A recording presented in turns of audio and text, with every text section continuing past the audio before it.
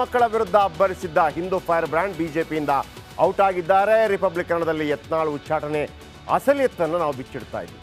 BJP show cause ನೋಟಿಸ್ಗೆ ಯಾವ ರೀತಿ ಯತ್ನಾಳ್ ಉತ್ತರ ಕೊಟ್ಟಿದ್ರು, ಫೆಬ್ರವರಿ 10ನೇ ತಾರೀಕು ಅವರಿಗೆ ನೋಟಿಸ್ ಬಂದಿತ್ತು, ಫೆಬ್ರವರಿ 12ನೇ ತಾರೀಕಿಗೆ ಏನೆಲ್ಲ ಕಂಪ್ಲೇಂಟ್ ಕೊಟ್ಟು ಅವರು ಉತ್ತರವನ್ನು ಕೊಟ್ಟಿದ್ರು, ಆ ನಂತರ ಅವರು 6 ವರ್ಷಗಳ ಉಚ್ಚಾಟನೆ ಹೇಗಾಯಿತು ಬನ್ನಿ ಒಂದು ರಿಪೋರ್ಟ್. ಸಮಿತಿ ಹೈಕಮಾಂಡ್ ಪುನರ್ ಪರಿಶೀಲನೆ ಮಾಡಿ ಉಚ್ಚಾಟನೆ ಹಿಂದೆ ಪಡಿಬೇಕಂತ ನಾವೆಲ್ಲರೂ ಕೂಡ ಮನವಿ ಮಾಡಬೇಕು. ನೋವಾಗಿದೆ. 6 ವರ್ಷಗಳ ಕಾಲ ಉಚ್ಚಾಟನೆ ಆಗಿರ್ತಕ್ಕಂಥದ್ದು. ದಯವಿಟ್ಟು ಇದು ಮರುಪರಿಶೀಲನೆ ಮಾಡಿ ಪಾರ್ಟಿಗೆ ಲಾಭ ಆಗುತ್ತೆ ಅಂತ ನಾನು ವಿನಂತಿ. ಯತ್ನಾಳ್ ಕೈ ಹಿಡಿಯಲಿಲ್ಲ ಕರ್ಮಠ ಹಿಂದುತ್ವ, ಬಾಯಿಗೆ ಬಂದಂತೆ ಮಾತಾಡಿದ್ದಕ್ಕೆ ಗೇಟ್ ಪಾಸ್. ಯಡಿಯೂರಪ್ಪ ಶಕ್ತಿ ಮತ್ತೆ ಕರ್ನಾಟಕಕ್ಕೆ ಗೊತ್ತಾಗಿದೆ. ಅವಕಾಶ ಸಿಕ್ಕಾಗಲೆಲ್ಲ ಮಾಜಿ ಸಿಎಂ ಬಿಎಸ್ವೈ, ಬಿಜೆಪಿ ರಾಜ್ಯಾಧ್ಯಕ್ಷ ಬಿವೈ ವಿಜೇಂದ್ರ ವಿರುದ್ಧ ಕೆಂಡ ಕಾರುತ್ತಿದ್ದ ಹಿಂದೂ ಹುಲಿಯ ಬಸನಗೌಡ ಯತ್ನಾಳ್ರನ್ನ ಉಚ್ಚಾಟಿಸಲಾಗಿದೆ. ಆದರೆ ಪ್ರಖರ ಹಿಂದುತ್ವವಾದಿ ನಾಯಕ ಎಲ್ಲೂ ಕಾಣಿಸಿಕೊಳ್ಳಲಿಲ್ಲ. ಆದರೆ ಟ್ವಿಟರ್ನಲ್ಲಿ ಕೆಂಡ ಕಾರೋದನ್ನ ಮರೆಯಲಿಲ್ಲ. ಕೆಲ ರಾಜಕೀಯ ಪಟ್ಟಭದ್ರರು ಅಡ್ಜಸ್ಟ್ಮೆಂಟ್ ರಾಜಕಾರಣದ ಹರಿಕಾರರಿಂದ ಲೋಕಸಭಾ ಚುನಾವಣೆಯಲ್ಲಿ ಪಕ್ಷಕ್ಕೆ ಹಿನ್ನಡೆಯಾಯಿತು. ಕಲಬುರಗಿ, ರಾಯಚೂರು, ಬಳ್ಳಾರಿ, ಚಿಕ್ಕೋಡಿ ಸೋಲಿನ ಪರಾಮರ್ಶೆಯನ್ನ ಹೈಕಮಾಂಡ್ ಮಾಡದಿರೋದು ಕಲ್ಯಾಣ ಕರ್ನಾಟಕದಲ್ಲಿ ಪಕ್ಷದ ಅವನತಿಗೆ ಕಾರಣವಾಗಿದೆ. ಪಕ್ಷದ ವಿರುದ್ಧ ಬಹಿರಂಗವಾಗಿ ಮಾತನಾಡುವವರು, ಆಡಳಿತಾರೂಢ ಪಕ್ಷದ ಸಭೆಯಲ್ಲಿ ಭಾಗವಹಿಸುತ್ತಿದ್ದವರನ್ನ ಉಚ್ಚಾಟಿಸದೆ ಉತ್ತರ ಕರ್ನಾಟಕದಲ್ಲಿ ಪಕ್ಷದ ಬಲವರ್ಧನೆಗೆ ಟೊಂಕ ಕಟ್ಟಿ ಕೆಲಸ ಮಾಡಿದ ನನ್ನಂತವರಿಗೆ ಉಚ್ಚಾಟನೆ ಮಾಡೋದು ಪಕ್ಷದ ದ್ವಂದ್ವ ನೀತಿಗಳಿಗೆ ಹಿಡಿದ ಕೈಗನ್ನಡಿ.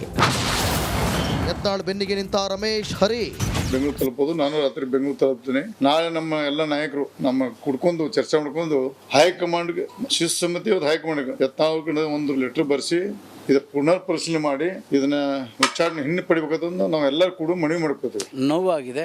ನಮ್ಮ ಆತ್ಮೀಯರು, ಹಿರಿಯ ಮುಖಂಡರು 6 ವರ್ಷಗಳ ಕಾಲ ಉಚ್ಚಾಟನೆ ಆಗಿರ್ತಕ್ಕಂಥದ್ದು. ಅವರ ಭೇಟಿ ಮಾಡಿ ನಂತರ ನಮ್ಮೆಲ್ಲ ಹಿರಿಯರ ಜೊತೆ ಚರ್ಚೆ ಮಾಡಿ ಇವತ್ತು ಪಕ್ಷದ ಹೈಕಮಾಂಡ್ಗೆ ಮನವೊಲಿಸ್ತಕ್ಕಂಥದ್ದು ಪ್ರಯತ್ನವನ್ನು ನಾವು ಮಾಡಬೇಕಂತಕ್ಕಂಥ ಒಂದು ವಿಚಾರದಲ್ಲಿ ನಾವಿದ್ದೀವಿ. ಏನು ಮಾಡೋಕ್ಕಾಗಲ್ಲ ಎಂದ್ರು ಆರ್ ಅಶೋಕ್. ಹೈಕಮಾಂಡ್ ಮನವೊಲಿಸ್ತಾರಂತೆ ರಾಮುಲು. ಎಲ್ಲ ಒಟ್ಟಿಗೆ ಹೋಗಿದ್ರೆ ಚೆನ್ನಾಗಿತ್ತು.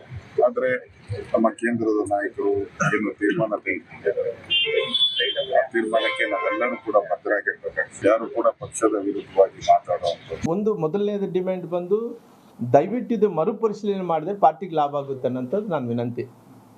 ನಾನು ಮರುಪರಿಶೀಲನೆ ವೈಯಕ್ತಿಕವಾಗಿ ಇವತ್ತು ಪಾರ್ಟಿಯಲ್ಲಿರೋ ಕಾರಣ ಕೆಲವು ರಾಷ್ಟ್ರೀಯ ನಾಯಕರು ತೀರ್ಮಾನಗಳು ತಗೊಂತಾರೆ. ಈ ತೀರ್ಮಾನಗಳು ತಗೊಂಡಂಥ ಟೈಮಲ್ಲಿ ಅವ್ರನ್ನ ನಾವು ರಿಕ್ವೆಸ್ಟ್ ಮಾಡಬೇಕಾಗುತ್ತೆ. ಯತ್ನಾಳ್ ಉಚ್ಚಾಟನೆಯಿಂದ ಉತ್ತರ ಕರ್ನಾಟಕ ಭಾಗದಲ್ಲಿ ಬಿಜೆಪಿಗೆ ದೊಡ್ಡ ಹೊಡೆತ ಬಿದ್ದರೂ ಅಚ್ಚರಿಯಿಲ್ಲ. Bureau report, Republic Kannada. ಈಗ ಬಸನಗೌಡ ಪಾಟೀಲ್ ಯತ್ನಾಳ್ ಮತ್ತೊಮ್ಮೆ ಉಚ್ಚಾಟನೆ ಆಗಿದ್ದಾರೆ.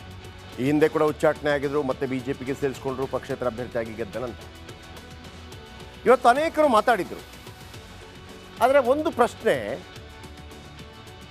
ಇದೇ ಬಸನಗೌಡ ಪಾಟೀಲ್ ಯತ್ನಾಳ್ ಅವರು ಯಡಿಯೂರಪ್ಪನವರ ವಿರುದ್ಧ ಬಾಯಿಗೆ ಬಂದಂತೆ ಮಾತಾಡಿದಾಗ ಯಾಕಪ್ಪ ಮಾತಾಡ್ತೀಯಾ, ಮಾತಾಡಬೇಡ ಅಂತ ಯಾವೊಬ್ಬ ನಾಯಕರು, ರಮೇಶ್ ಜಾರಕಿಹೊಳಿ ಆಗಿರ್ಬೋದು, ಅಥವಾ ಬಿ ಪಿ ಹರೀಶ್ ಆಗಿರ್ಬೋದು ಒಂದು ಕಾಲದ್ದು, ಅಥವಾ ಅಶೋಕ್ ಆಗಿರ್ಬೋದು, ಅಥವಾ ಸಿ ಟಿ ರವಿ ಆಗಿರ್ಬೋದು, ಯಾರು ಕೂಡ ಮಾತಾಡಲೇ ಇಲ್ಲ ಅಂತ.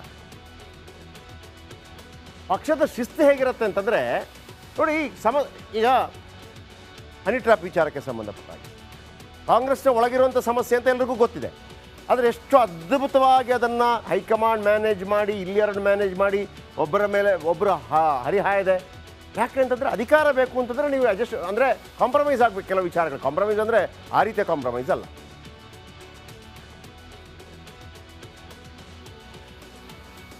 ಈಗ ಯತ್ನಾಳ್ ಅವರು ಹೊರಗೆ ಹೋಗೋದ್ರಿಂದ ಏನೆಲ್ಲ ಆಗ್ಬೋದು ಅನ್ನೋಂಥ ಪ್ರಶ್ನೆಗಳು ಉದ್ಭವ ಆಗ್ತಾ ಇದೆ. ಬಿಜೆಪಿಯ ಏಕೈಕ ಈಗ ಸದ್ಯಕ್ಕಿರುವಂಥ ಅಸಲಿ ಹಿಂದೂ ಹುಲಿ ಯತ್ನಾಳ್. ಯಾಕಂದರೆ ಅನಂತಕುಮಾರ್ ಹೆಗಡೆ ಅವರಿಗೆ ಟಿಕೆಟ್ ಸಿಗಲಿಲ್ಲ. ಅವರೀಗ ಒಂದು ರೀತಿಯಲ್ಲಿ ಪಾಲಿಟಿಕ್ಸಲ್ಲೇ ಇಲ್ಲ, ಯಾವುದೋ ಒಂದು ಬಿಸ್ನೆಸ್ ಮಾಡ್ಕೊಂಡಿದ್ದಾರೆ. ಇವರು ಹೇಳೋದು ಬಿಜೆಪಿ ಸಿದ್ಧಾಂತ ಪಾಲಿಸ್ತಿರೋದು ಯತ್ನಾಳ್, ನಾನು ಪಾಲಿಸ್ತಾ ಇದ್ದೀನಿ. ಅವರು ಬರೆದಿರೋ ಪತ್ರದಲ್ಲಿ ಅದಿದೆ. ಯಾವ ನಾಯಕ ಶಾಲೆಗೆ ವಾಜಪೇಯಿ ಹೆಸರಿಟ್ಟಿದ್ದಾರೆ, ಇವರೊಂದು ಶಾಲೆ ಮಾಡಿದ್ದಾರೆ, ಅದಕ್ಕೆ ವಾಜಪೇಯಿ ಅಂತ ಹೆಸರಿಟ್ಟಿದ್ದಾರೆ. ಆಮೇಲೆ ಬಿಜೆಪಿ ಯಾವ ನಾಯಕ ಗೋಶಾಲೆ ನಡೆಸ್ತಾ ಇದ್ದಾರೆ, ಹಿಂದುತ್ವದ ಬಗ್ಗೆ ಇವರ ಬಗ್ಗೆ ಹೇಳೋದು. ಒಂದು ಶಾಲೆ, ಒಂದು ಅದ್ಭುತವಾದಂಥ ಗೋಶಾಲೆ ಮಾಡಿದ್ದಾರೆ. ಚಂದದ ಗೋಶಾಲೆ ನಡೆಸ್ತಾ ಇದ್ದಾರೆ ಬಸನಗೌಡ ಪಾಟೀಲ್ ಯತ್ನಾಳ್. ಯತ್ನಾಳ್ ಗೋಶಾಲೆಯಲ್ಲಿ 700+ ಗೋವುಗಳಿವೆ. 12 ತಳಿಯ ಹಸುಗಳನ್ನು ಸಾಕ್ತಾ ಇದ್ದಾರೆ. ಯತ್ನಾಳ್ ಗೌಡರು. ಬರೋಬ್ಬರಿ 80 ಎಕರೆ ವಿಸ್ತೀರ್ಣದಲ್ಲಿದೆ ಈ ಗೋಶಾಲೆ. 22 ಎಕರೆ ಪ್ರದೇಶದಲ್ಲಿ 4 ರೀತಿಯ ಹುಲ್ಲು ಬೆಳೆಸ್ತಾರೆ. ಹಸುಗಳಿಗೆ ನಿತ್ಯ 3 ಟ್ರ್ಯಾಕ್ಟರ್ನಷ್ಟು ಮೇವು ಕೊಡ್ತಾರಂತೆ. 13ರಿಂದ 14 ಕ್ವಿಂಟಾಲ್ ನುಚ್ಚು ಮತ್ತು ಹಿಂಡಿ ಕೊಡ್ತಾರೆ. ಉಳುಮೆ ಮಾಡಲು ರೈತರಿಗೆ ಉಚಿತವಾಗಿ ಎತ್ತು ಕೂಡ ಕೊಡ್ತಾರೆ. ಗೀರ್ ಹಸುವಿನ ಹಾಲುಗಳಿಂದ ವಿವಿಧ ಉತ್ಪನ್ನಗಳನ್ನು ತಯಾರು ಮಾಡ್ತಾರೆ. ಪೇಸ್ಟ್, ತುಪ್ಪ, ಬೆರಣಿ, ಟಾಲ್ಕಮ್ ಪೌಡರ್, ವಿಭೂತಿ ತಯಾರು ಮಾಡ್ತಾ ಇದ್ದಾರೆ. ಪಾತ್ರೆ ತೊಳೆಯುವ ಸೋಪ್ ಕೂಡ ತಯಾರು ಮಾಡ್ತಾರೆ. ಗೋಶಾಲೆಯಲ್ಲಿ 60ಕ್ಕೂ ಹೆಚ್ಚು ಜನರಿಗೆ ಉದ್ಯೋಗವನ್ನು ನೀಡಿದ್ದಾರೆ. ಗೋವುಗಳಿಗೆಂದೇ 2 ವೈದ್ಯರನ್ನು ಕೂಡ ಇಟ್ಟಿದ್ದಾರೆ ಯತ್ನಾಳ್. ಇದು ಇವರು ನಾನು ಹಿಂದೂ ಹುಲಿ ಅಂತ ಹೇಳ್ತಾರಲ್ಲ ಅದನ್ನು ಮಾಡಿದ್ದಾರೆ ಅನ್ನೋದನ್ನು ನಿಮ್ಮ ಮುಂದೆ ಇಟ್ಟಿದ್ದೀನಿ. ನೆಕ್ಸ್ಟ್ ಸ್ಟೋರಿಗೆ ಬನ್ನಿ. ಇನ್ನು ಬಿಜೆಪಿಯಿಂದ ಯತ್ನಾಳ್ ಅವರನ್ನು ಉಚ್ಚಾಟಿಸಲಾಗಿದೆ. ಈ ನಡೆ ಪಂಚಮಸಾಲಿ ಲಿಂಗಾಯತರ ಕಣ್ಣನ್ನು ಕೆಂಪಾಗಿಸಿದೆಯಾ? 15 ದಿನದಲ್ಲಿ ಉಚ್ಚಾಟನೆ ಆದೇಶ ಹಿಂಪಡೆದಿದ್ರೆ ದೊಡ್ಡ ಹೋರಾಟ ಮಾಡ್ತೀವಿ ಅಂತ ಹೇಳಿ ನಿರ್ಧಾರ ಕೈಗೊಂಡಿದ್ದಾರಂತೆ ಸ್ವಾಮೀಜಿಗಳು. ಏನಾಯಿತು ಬನ್ನಿ ಆ ರಿಪೋರ್ಟ್ ನೋಡೋಣ.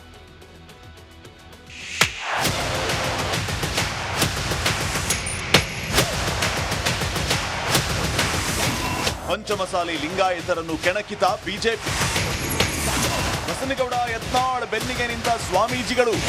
ಬಸನಗೌಡ ಪಾಟೀಲ್ ಯತ್ನಾಳ್ ಶಕ್ತಿ ಎಂತದ್ದು ಅಂತ ಬಿಜೆಪಿ ಹೈಕಮಾಂಡ್ಗೆ ತೋರಿಸುವ ಕಾಲ ಬಂದಿದೆ ಅನ್ಸುತ್ತೆ. ಹೌದು, ಹಿಂದೂ ಹುಲಿಪರ ಪಂಚಮಸಾಲಿ ಲಿಂಗಾಯತ ಸ್ವಾಮೀಜಿ ದನಿ ಎತ್ತಿದ್ದು ಅಗತ್ಯ ಬಿದ್ದರೆ ಎಲ್ಲಾ ಶಾಸಕರು ಬಿಜೆಪಿ ತೊರೆಯಿರಿ ಅಂತ ಕರೆ ಕೊಟ್ಟಿದ್ದಾರೆ. ಯತ್ನಾಳ್ ಉಚ್ಚಾಟನೆ ಹಿಂದೆ ಅಪ್ಪ ಮಕ್ಕಳಿದ್ದಾರೆ. ಈ ಒಂದು ಸಭೆ ಕೇವಲ ಪಂಚಮಸಾಲಿ ಸಮಾಜದ ಸಭೆ ಅಂತ ನಾವು ಹೇಳಕ್ಕೆ ಇಚ್ಛೆ ಪಡೋದಿಲ್ಲ. ನಮ್ಮ ಸಭೆಗೆ ಬೆಂಬಲವಾಗಿ ಕರ್ನಾಟಕದ ಎಲ್ಲ ಲಿಂಗಾಯತ ಸಂಘಟನೆಗಳು, ಎಲ್ಲ ಹಿಂದೂ ಪರ ಸಂಘಟನೆಗಳು, ಬಸವನಗೌಡ ಎಲ್ಲ ಅಭಿಮಾನಿಗಳು ಸಹ ಈ ಒಂದು ಸಭೆಯನ್ನು ಇವತ್ತು ಮಾಧ್ಯಮದ ಮೂಲಕ ನೋಡಕತ್ತಾರೆ.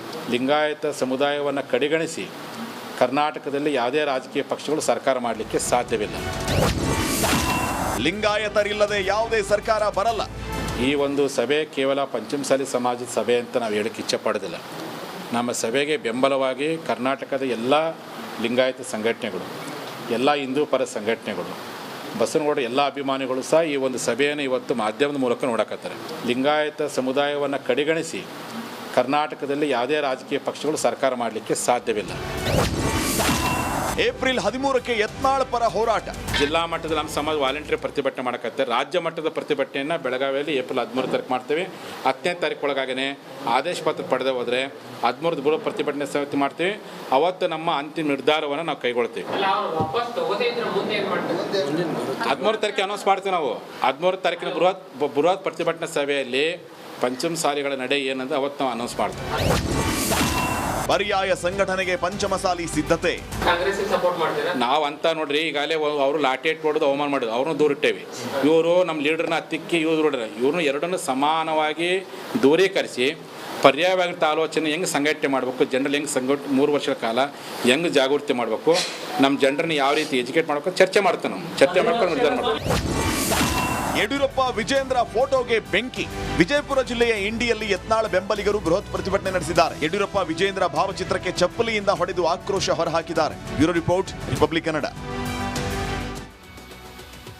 ಈಗ ಅನೇಕ ಪ್ರಶ್ನೆಗಳು ಉದ್ಭವ ಆಗ್ತಾ ಇದೆ. ಏನು ಮಾಡ್ಬೋದು ಬಸನಗೌಡ ಪಾಟೀಲ್ ಯತ್ನಾಳ್? ಒಂದು ಪತ್ರ ಬರಿಬೋದಾ? ಇಲ್ಲ ಹಿಂಗೆಲ್ಲ ಮಾಡಬೇಡಿ, ಸರಿ ಮಾಡ್ಕೊಂಡು ಹೋಗ್ತೀನಿ, ಅಥವಾ ಏನು ರಮೇಶ್ ಜಾರಕಿಹೊಳಿ ಹೇಳಿದರು, ಇಲ್ಲ ತಪ್ಪುಗಳಾಗಿದ್ದರೆ ಸರಿ ಮಾಡೋಣ, ವಾಪಸ್ ತೆಗೀರಿ, ಹಿಂಗೆ ಹೇಳ್ಬೋದಾ?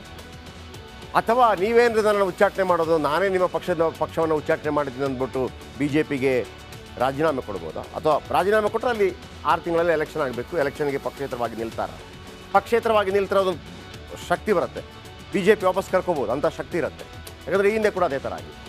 ಅಥವಾ ಎಲ್ಲರೂ ಬೇರೆಯೇ ಪಾರ್ಟಿ ಮಾಡ್ತೀನಿ, ಲಿಂಗಾಯತರಲ್ಲಿ ನಮ್ಮ ಜೊತೆ ಇದ್ದಾರೆ, ಅಥವಾ ಇವ್ರ ಜೊತೆ ಬೇರೆ MLAಗಳು ಯಾರಾದರೂ ಬರ್ಬೋದು. 13ನೇ ತಾರೀಕು ಅವರೇನು ದೊಡ್ಡ ಸಭೆಯನ್ನು ಮಾಡ್ತಾರೆ ನೋಡಿ. ಈಗ ಹರಿಹರ ಸ್ವಾಮೀಜಿ ಇದರ ಬಗ್ಗೆ ಮಾತಿಲ್ಲ. ಪಂಚಮಸಾಲಿ ಲಿಂಗಾಯತರಲ್ಲಿ ಒಂದು ಇವರು, ಮತ್ತೊಬ್ಬರು ಹರಿಹರದ ಸ್ವಾಮೀಜಿ ಕೂಡ ಮಾತಾಡಿದರು. ಇಲ್ಲಿ ಹೆಂಗಿತ್ತು ಅಂದರೆ, ಈ ಸ್ವಾಮೀಜಿಗೆ ಮಾತಾಡಿದ್ರಲ್ಲ ಇವರು ಬಸನಗೌಡ ಪಾಟೀಲ್ ಯತ್ನಾಳ್ ಅವರಿಗೆ ಸಪೋರ್ಟ್ ಮಾಡಿದರೆ, ಪಂಚಮಸಾಲಿ ಅಲ್ಲಿ ಹರಿಹರ ಸ್ವಾಮೀಜಿಗಳು ನಿರಾಣಿ ಅವರಿಗೆ ಎಲ್ಲ ಇದೆ. ಸ್ವಾಮೀಜಿಗಳು ಇದ್ದು ಕೂಡ ಒಂದು ರೀತಿಯ ಸಪೋರ್ಟ್ಗಳು ಬೇರೆ ಬೇರೆ ಇರಲಿ ಬಿಡಿ. ಪಾರ್ಟಿ ಕಟ್ಟಿ ಏನಾಗಿದೆ? ಪಾರ್ಟಿ ಕಟ್ಟಿ ಏನಾದರೂ ಬದುಕಬಹುದಾ? ಎಂತೆಂಥ ಘಟಾನುಘಟಿ ನಾಯಕರು ಕರ್ನಾಟಕದಲ್ಲಿ ಪಾರ್ಟಿ ಕಟ್ಟಿದ್ದಾರೆ. ಬನ್ನಿ ಒಂದು ಜಲಕ್ ತೋರಿಸ್ತೀವಿ. BS ಯಡಿಯೂರಪ್ಪ ಒಂದು ಪಾರ್ಟಿ